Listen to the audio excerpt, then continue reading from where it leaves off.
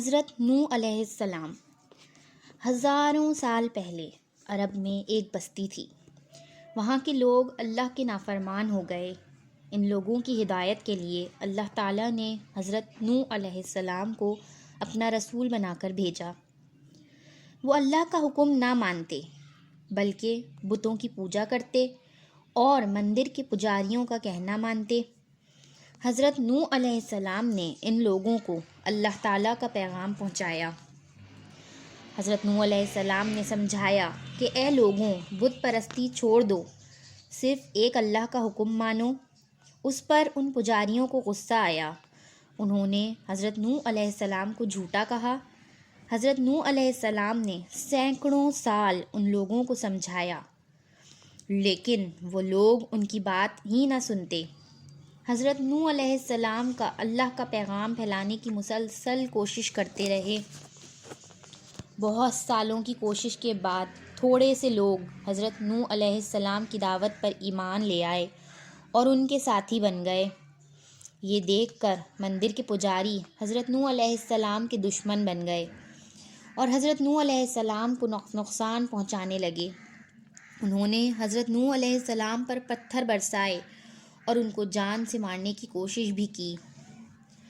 حضرت نوح علیہ السلام نے ان لوگوں کو بتا دیا کہ میرا کام تو بس یہ تھا کہ اللہ کا پیغام تم کو پہنچا دوں، اب ہدایت کی راہ پر چلنا تو تمہاری اپنی مرضی ہے۔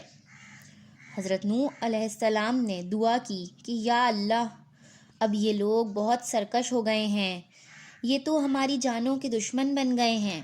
یا اللہ، آپ ایمان والوں کو ان ظالموں کے شر سے بچا لیں۔ اللہ تعالیٰ نے حضرت نوح علیہ السلام پر وحی نازل کی اور ان کو کشتی بنانے کا حکم دیا۔